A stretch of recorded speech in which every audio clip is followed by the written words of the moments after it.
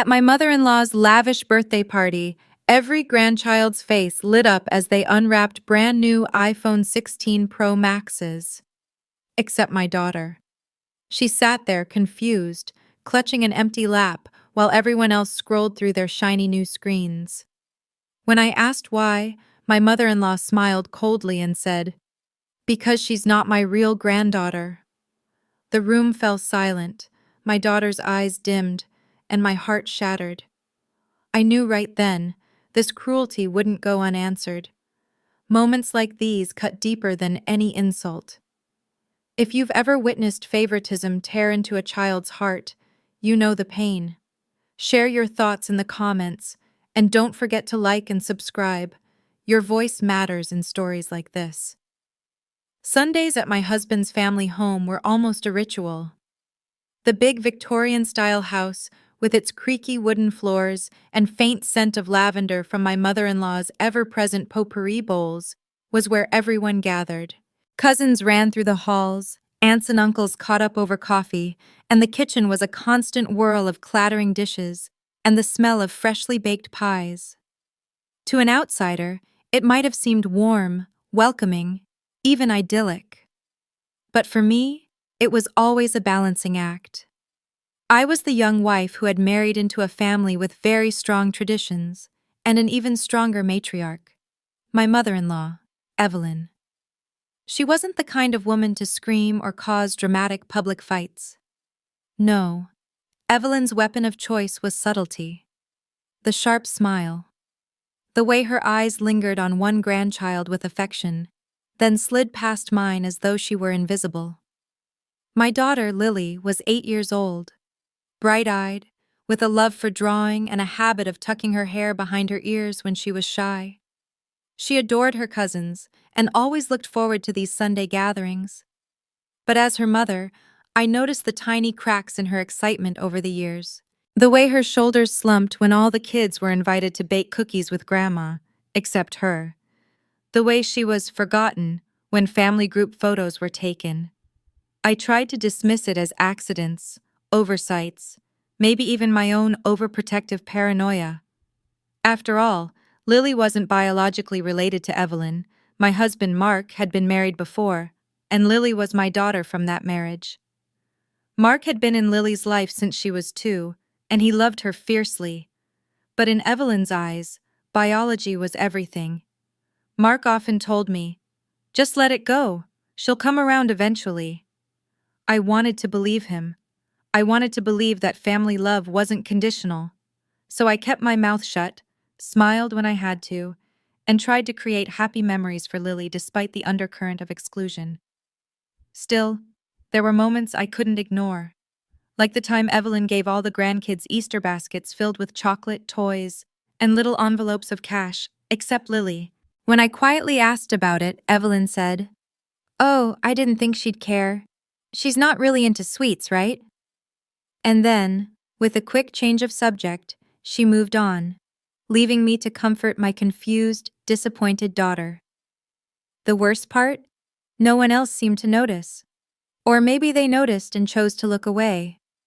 In a family this tight-knit, rocking the boat was considered almost a crime, and Evelyn had a way of making anyone who questioned her feel small, petty, and overly sensitive. So I learned to pick my battles. If Lily wanted to skip a Sunday dinner because she had homework, I didn't push. If Evelyn overlooked her in small ways, I swallowed my anger. But deep down, a quiet resentment was building. A resentment I didn't even fully acknowledge until that birthday party. The weeks leading up to Evelyn's birthday were filled with chatter about the big surprise she had planned for her grandchildren. The cousins whispered to each other about it, their eyes wide with anticipation. I overheard Mark's sister talking about how the kids will remember this forever. Lily didn't know exactly what the surprise was, but she couldn't wait. "Maybe it's a trip," she guessed one evening as we sat at the kitchen table coloring together. Or maybe matching bikes. Her face lit up in that way that made me wish I could freeze time, preserve her innocence before life chipped away at it. In that moment, I silently hoped Evelyn would prove me wrong. I hoped this big surprise would be for all the grandchildren, Lily included. Maybe this would be the turning point. Maybe she'd finally be treated like part of the family. But in the pit of my stomach, something told me not to get my hopes up. By the morning of the party, the house was buzzing. We dressed Lily in a new floral dress, her hair pulled back into a neat braid with a pink ribbon. She twirled in front of the mirror asking, "Do I look nice enough?" My heart squeezed. "You look perfect, sweetheart," I said, meaning every word. When we arrived, Evelyn was in her element, wearing a deep burgundy dress, pearls at her neck, and that polished smile she reserved for social occasions. Guests mingled in the living room, champagne glasses clinking, while the grandchildren gathered in the den, curious about the moment they'd been waiting for. I stayed close to Lily as Evelyn called the children to line up. "All right, my darlings," she announced in her warm, public voice. "I have something special for each of you, something to remind you of today for years to come." She began handing out sleek white boxes, the kind you instantly recognize if you've ever bought an Apple product. Gasps and squeals filled the room as the kids tore off the wrapping, revealing the gleaming new iPhone 16 Pro Max inside. One after another, every child clutched their brand new device until the line ended, and Lily stood there empty-handed. For a moment, she didn't seem to realize. She looked around expectantly, waiting for her turn. But Evelyn had already turned away, chatting with another guest as though nothing was amiss. That was the moment my quiet resentment began to burn into something sharper, something dangerous. And I knew, if this was the game Evelyn wanted to play, I was done playing nice. Lily's eyes darted from cousin to cousin, her little hands clasped together, still expecting that maybe Evelyn had forgotten her box somewhere on the table. The other children were busy sliding sleek new phones from their packaging, peeling away the protective films, and laughing about who would FaceTime who first. The excitement was infectious, unless you were the one person left out. "Grandma?" Lily finally piped up, her voice so small I almost missed it in the chatter. Evelyn glanced over, still holding her champagne flute, and for a fleeting second, I thought I saw her register the question. But instead of fetching a box or explaining an innocent mix-up, she tilted her head and smiled in that infuriating, polite way she reserved for making a point. "Oh, sweetheart," she said, "I didn't get you one." The words hung there for a moment, like dust caught in sunlight, slow, heavy, impossible to ignore. Mark, who had been across the room, looked up sharply. "Mom, what do you mean you didn't get her one?" Evelyn's tone was calm, measured, as if she were explaining why she'd bought apples instead of oranges. "Well, she's not my real granddaughter. I thought it might be awkward to spend that kind of money on a child who, well, you know." She let the unfinished sentence trail off, sipping her champagne. I felt the air leave the room. Conversations around us slowed. A few of the aunts exchanged uneasy glances, and one uncle cleared his throat like he wanted to say something but thought better of it. The cousins kept fiddling with their phones, though some of them looked away uncomfortably. Lily stood frozen. She didn't cry, not yet. She just stared at Evelyn as though trying to translate her words into something that didn't hurt. I crouched down beside her, placing a hand on her shoulder, but my voice caught in my throat. "Mom," Mark said again, his voice lower now, warning. "That's not okay." "Oh, don't be dramatic, Mark. I love Lily. I just think gifts like this should be for the grandchildren who share the family name. It's nothing personal." Evelyn gave a tight smile, as though she'd just said something reasonable, something defensible. But it was personal. Every syllable of it cut right to the bone. I wanted to shout, to demand how she could humiliate a child in front of an entire room. But Lily's wide, blinking eyes kept me still. She didn't need a screaming match. She needed a mother who would hold it together, at least for now. "Sweetheart," I whispered to her, "let's go sit outside for a minute." We slipped through the sliding doors into the crisp afternoon air, the chatter inside muffled by glass. The backyard was empty, the winter sun casting long shadows across the grass. Lily sank onto the patio chair, her small legs swinging just above the ground. "It's okay, Mom," she said after a long silence, but her voice wavered. "I didn't really need one." She tried to force a smile, and that broke me more than tears would have. I knelt in front of her. "Listen to me. This isn't about a phone. You deserve to be treated like everyone else, and I'm so sorry she made you feel like you don't belong. Because you do. You belong here, and you belong with me, always." Her lip trembled, and she nodded, but I could see the weight settling in her little shoulders. This would be a memory that stuck. After a while, Mark joined us, his jaw tight. "We're leaving," he said simply. I told her what I thought of it. His voice cracked just slightly, the anger barely contained. We gathered our coats. As we walked back through the living room, I noticed Evelyn pretending not to notice our exit. She was laughing at something one of the uncles said, but I caught the flicker of satisfaction in her eyes. She wanted this reaction. She wanted us to know our place in her hierarchy. And that, more than the phone, more than the humiliation, was what set the fire in me. On the drive home, Lily stared out the window, tracing little shapes in the fog of her breath against the glass. Mark gripped the steering wheel, silent. My own mind was spinning, replaying every moment, every subtle slight over the years that I had let slide in the name of keeping the peace. Peace, I realized, was just another word for her power, and I had been complicit in letting her wield it. By the time we pulled into our driveway, something in me had shifted. I wasn't going to stew quietly about this. I wasn't going to let Lily think that adults could treat her as less and get away with it. Evelyn had drawn the line, and now I was going to show her what it felt like to stand on the wrong side of it. That night, after Lily was tucked into bed, I sat at the kitchen table with a notebook and a pen. The anger was still hot, but underneath it was something sharper: purpose. I started writing down ideas, possibilities, not for revenge in the petty sense, but for justice, for balance, for a moment that would show her, and everyone else, exactly what she had done. If she wanted to exclude my daughter from her so-called family, fine. I would exclude her from something she cared about. And I would do it in a way she could never forget. I didn't know the exact plan yet, but one thing was certain. The next family gathering wouldn't end the way she expected. The next morning, the house was quiet except for the faint hum of the coffee maker. Mark had already left for work, and Lily was at school. I sat at the kitchen table with my notebook open, staring at the half-formed scribbles from the night before. The sting of yesterday's humiliation hadn't dulled. If anything, it had sharpened overnight. Evelyn had made her point in front of the entire family.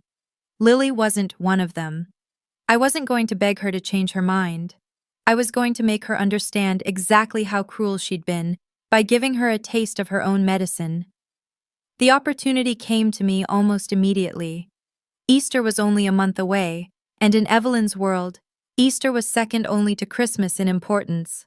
Every year, she hosted an elaborate brunch, complete with decorations, games for the kids, and carefully curated gifts for each family member. She loved being the center of attention, the generous matriarch everyone praised for her thoughtful presence. I decided that Easter would be my stage, but I couldn't just mirror her cruelty outright. It had to be calculated, undeniable, and impossible for her to twist into something harmless. I needed her to feel the sting in front of the same audience she'd humiliated my daughter in. That meant preparation. I started by reaching out to a local artisan who made gorgeous custom gift baskets. I told her I wanted something high-end for each adult in the family: wine, gourmet chocolates, artisan cheese, maybe even a few gift cards tucked inside. I emphasized that these baskets had to be unforgettable. The artisan asked, "And how many will you need?" I smiled to myself. Everyone except one. She didn't ask questions. She just nodded and started taking notes. Next, I looped Mark into the plan, not to ask for permission, but to make sure he was on board. He wasn't usually the type for confrontation, but when I laid out my idea, his eyes lit up in a way that told me he understood exactly what I was trying to do. She humiliated an 8-year-old, I reminded him. This isn't about revenge for me. It's about showing Lily that you stand up for yourself when someone treats you like you don't matter. Mark agreed without hesitation. If you're going to do it right. Make sure she can't spin the story to make herself look like the victim. I spent the next few weeks quietly preparing.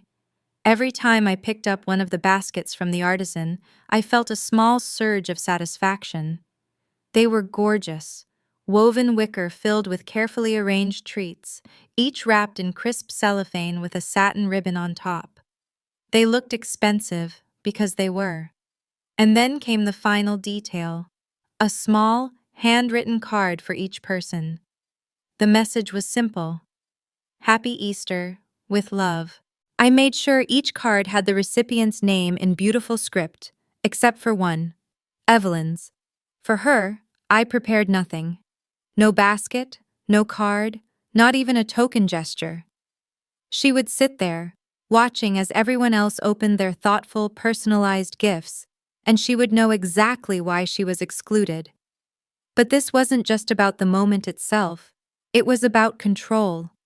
In the days leading up to Easter, I kept my demeanor perfectly cordial around her. I answered her texts, commented on the family group chat, and even complimented the floral centerpiece she posted a picture of. She had no idea I was planning anything. On the morning of the brunch, I loaded the baskets into the car with Mark's help.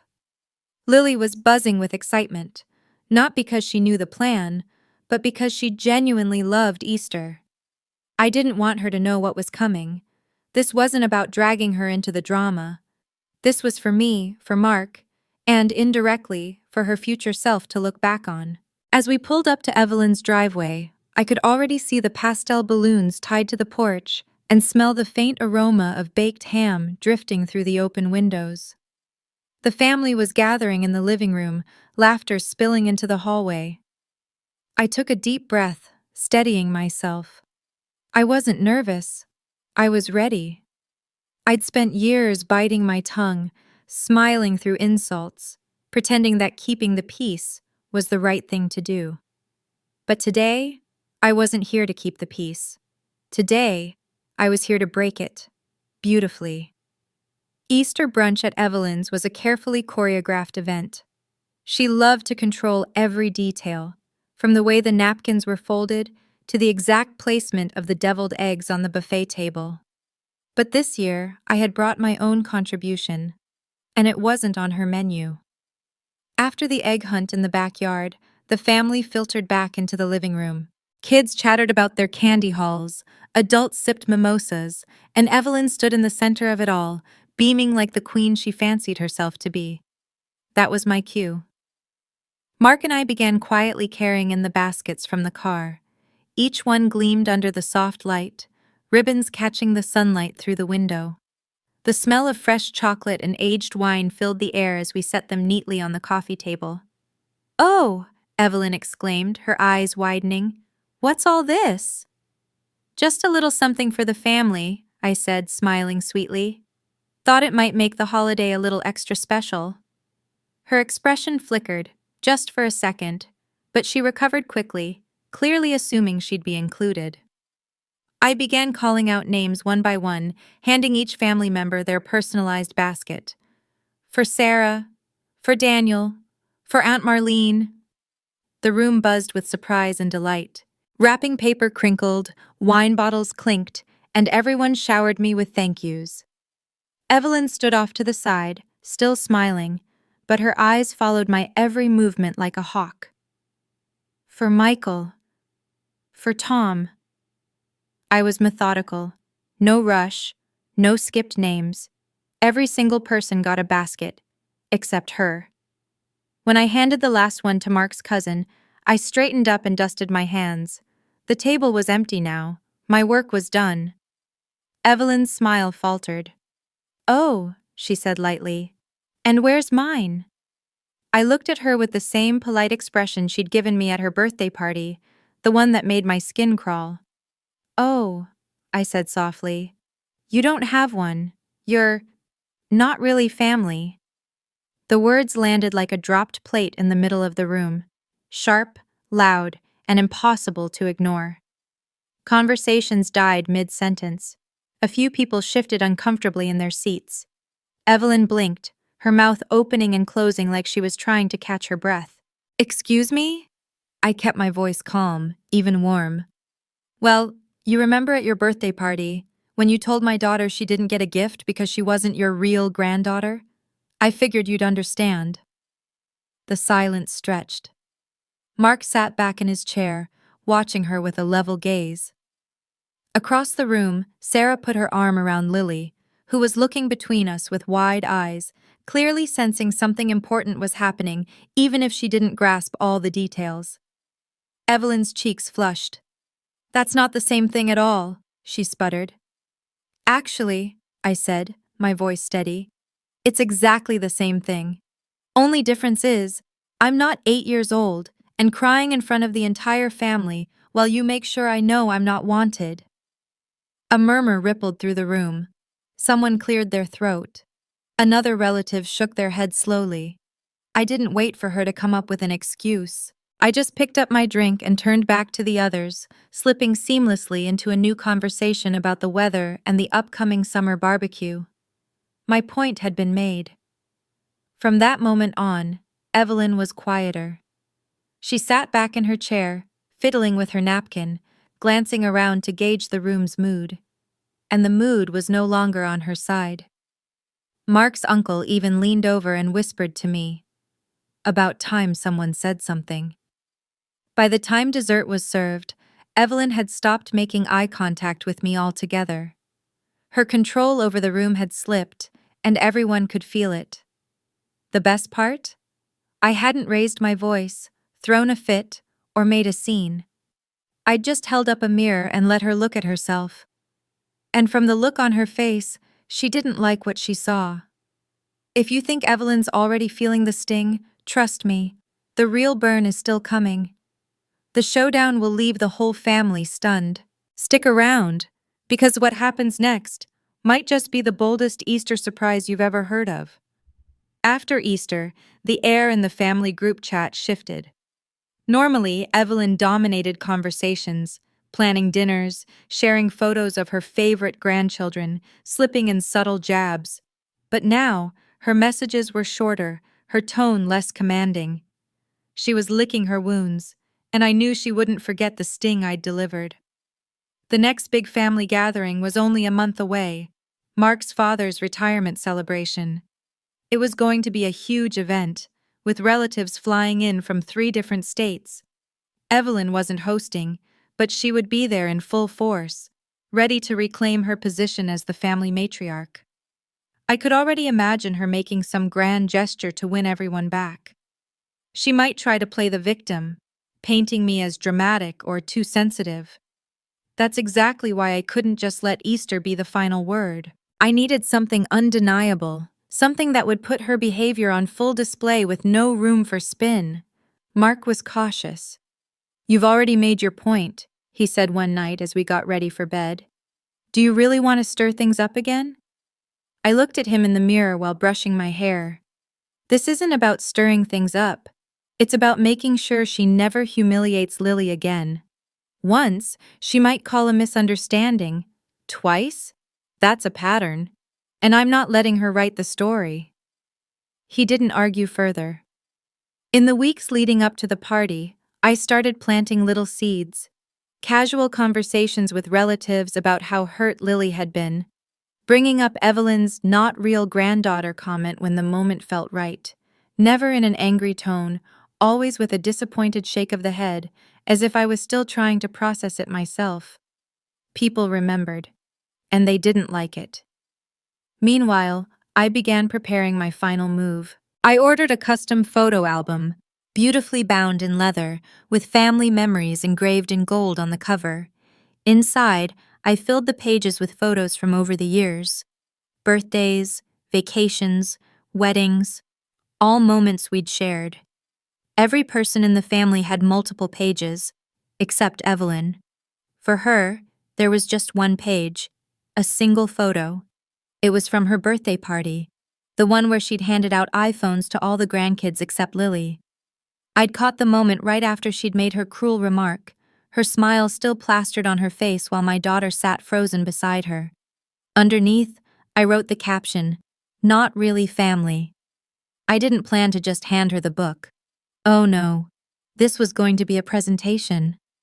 At the retirement party, there would be speeches, toasts, and a slideshow of old photos. I'd already arranged with the organizer, a close cousin of Mark's, to accidentally slip my photo album onto the display table with the other memory books people had brought. It wouldn't take long for curious guests to flip through it. By the time Evelyn saw it, everyone else would have too. I could almost picture it, the subtle whispers, the sideways glances, the tightening in her jaw when she realized she'd been caught by her own words. This wasn't just about revenge anymore. It was about creating a permanent reminder, in black and white, that kindness is remembered, and so is cruelty. And when the day came, I was ready. The retirement party was held at a rented hall, white tablecloths, strings of warm lights overhead, and the smell of catered barbecue drifting from the buffet line. Mark's father stood at the center of it all, smiling as cousins, aunts, and old work friends congratulated him. Near the entrance, a long table displayed framed family photos, floral arrangements, and a stack of memory books brought by different relatives. My album sat right in the middle, gold lettering catching the light like bait in clear water. It didn't take long. I was chatting with Sarah near the punch bowl when I heard the first soft gasp from the display table. Then a low murmur, the kind people make when they're trying to sound casual but can't hide their shock. I glanced over and saw two of Mark's uncles flipping through the pages, their brows knitting tighter with each turn. Within minutes, the album had become the main attraction. People passed it around, pausing when they reached Evelyn's lone page. I watched their eyes flick from the photo to the caption, then across the room toward her. Evelyn, for her part, hadn't noticed yet. She was deep in conversation with a group of distant relatives, animatedly retelling a story. But the whispers were building, and soon they found their way to her. I saw her excuse herself from the group, curiosity piqued. She approached the display table, her heels clicking sharply against the floor. She picked up the book, smiling faintly at the first few pages, until she reached hers. Her smile froze. She stared at the photo, at the caption, at the frozen expression on Lily's face in that moment months ago. A flush crept up her neck, and she glanced around, clearly realizing how many eyes were on her. She closed the book slowly and set it back on the table, but when she turned, I was standing right there. "Nice photo, isn't it?" I said, my tone light, but my gaze locked on hers. Her eyes narrowed. "This is inappropriate." "Inappropriate?" I tilted my head. "You said those words, Evelyn, in front of everyone. All I did was put them next to the moment they happened. That's not inappropriate, it's documentation." She stepped closer, lowering her voice. "You're trying to embarrass me." I didn't move back. "No, I'm trying to remind you. Remind you that children remember. Families remember. And if you choose to single out an 8-year-old and make her feel less than, you don't get to control how that moment is remembered." The air between us was tight. Behind her, I could see Mark's father watching, his brow furrowed. Sarah had stopped pretending to mingle and was openly listening. Evelyn straightened her shoulders, trying to recover. "You're being petty. This is supposed to be a celebration." "And it still is," I said, smiling faintly. "We're celebrating a man who treated everyone with kindness, regardless of bloodlines. I thought it was the perfect place to reflect on what family actually means." Her lips pressed into a thin line. For a moment, I thought she might lash out. But then she noticed the room. People were watching. Some looked away when she turned toward them, but others didn't bother hiding their disapproval. The control she'd always relied on, the unspoken assumption that the family would take her side, was slipping. Finally, she muttered, "You've made your point," and walked away, her heels sharper now, her head held high but her steps faster than before. I let her go. The whispers picked up again, but this time they weren't about the album. They were about her.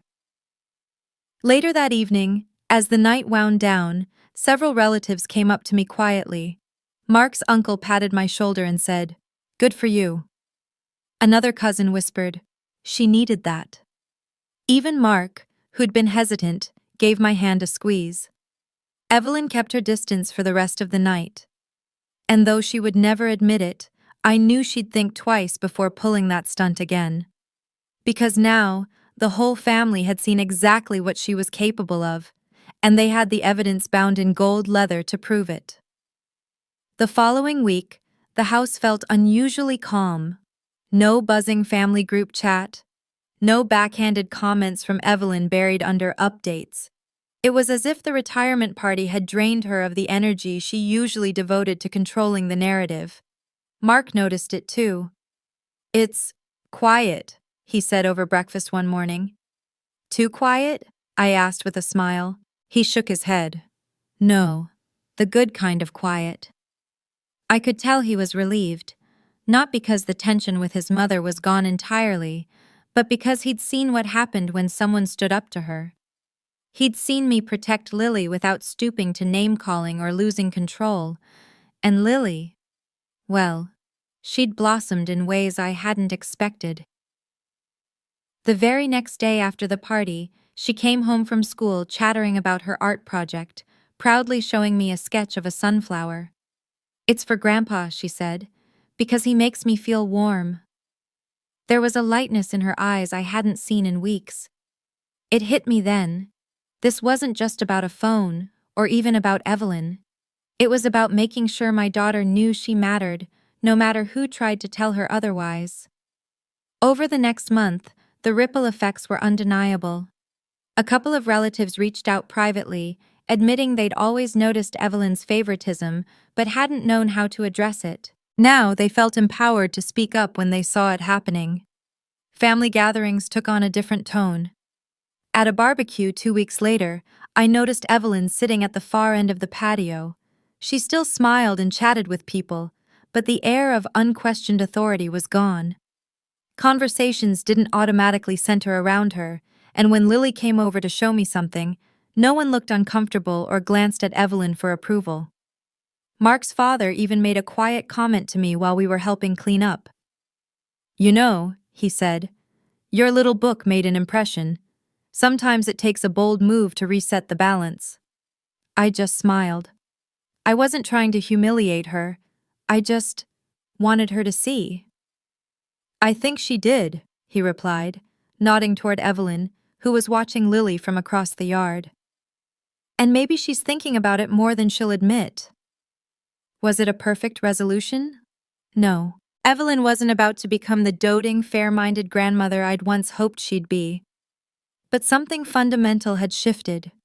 She'd been shown that her words and actions had consequences, and that I wouldn't let them slide when it came to my daughter. For me, the greatest victory wasn't in winning against Evelyn. It was in showing Lily, through action, that her worth wasn't tied to gifts, status, or approval from certain family members. That she could stand tall even when someone tried to make her feel small. One quiet evening, while I was folding laundry, Lily climbed onto the couch beside me. "Mom," she said, "thank you for not letting Grandma be mean to me." I set the shirt in my hands down and hugged her tightly. "Always, sweetheart. Always." And in that moment, I knew the whole ordeal had been worth it. Not for the drama, not for the whispers in the family, but for the look of certainty in my daughter's eyes. She knew she was loved, protected, and seen. That was the real ending, and the real recovery. In the weeks that followed, the incident with Evelyn faded from the front of most people's minds. But for me and Lily, its impact lingered in quieter, deeper ways. Our home felt different now. There was no longer that undercurrent of anxiety before family gatherings. No need to rehearse in my head how to shield Lily from subtle digs or exclusion. We could just live. Lily seemed freer too. She started volunteering to help me cook, telling me about school without the usual hesitation, and, my favorite, singing softly to herself when she thought no one was listening. It was as if some invisible weight had been lifted from her small shoulders. One Saturday morning, while we were painting together at the kitchen table, she asked, "Do you think Grandma's still mad?" I took a slow breath. Maybe, but that's okay. People are allowed to have their feelings. What matters is, we showed her that you deserve respect just like everyone else. She nodded thoughtfully, dabbing yellow paint onto her canvas. I like that. And that was it. No more dwelling, no more worrying, just acceptance. The family dynamics didn't change overnight, of course. Evelyn still kept her distance from me, though she was noticeably more careful in how she spoke to or about Lily. It wasn't affection, but it was restraint, and in some ways, that was enough. Mark's relationship with his mother shifted too. He no longer automatically defended her or brushed off her behavior. Instead, he began calling out small instances of favoritism when they happened, often in a calm but firm tone. I think seeing the party play out had made him realize that silence only enabled her. The relatives who had privately supported me became more openly warm toward Lily. At a recent family picnic, one of Mark's cousins brought her a sketchbook just because, and another uncle spent nearly an hour teaching her how to fly a kite. She laughed until her cheeks were pink, running through the grass without a care. Those were the moments I treasured, the ones that showed her she belonged here, no matter what Evelyn thought. As for Evelyn, I doubt she'll ever apologize. Some people just can't face their own reflection when it's unflattering. But she did send Lily a birthday card last month. No gift, no lavish gesture, just a simple card with a handwritten note. Hope you have a wonderful day. It wasn't much, but it was something. The true healing, though, didn't come from her. It came from us, choosing to move forward without letting the bitterness take root. I realized that I couldn't control Evelyn's behavior, but I could control how much space I let it occupy in our lives. And in the quiet spaces, painting on Saturday mornings, chasing kites at the park, baking cookies on rainy afternoons, Lily and I built something stronger than any hurt Evelyn could cause. Months later, as we walked home from school one crisp autumn day, Lily squeezed my hand and said, "You know, Mom, I think we're the lucky ones." I smiled. "Why's that?" "Because we have each other, and we don't need anything else." That, right there, was the true aftermath. Not the whispers, not the politics, not the family shifts, but the bond between a mother and daughter who had weathered a storm together and come out stronger. The echoes of that day at the retirement party will probably stay in the family's memory for a long time. And maybe, just maybe, they'll serve as a reminder that favoritism isn't harmless and silence isn't neutral.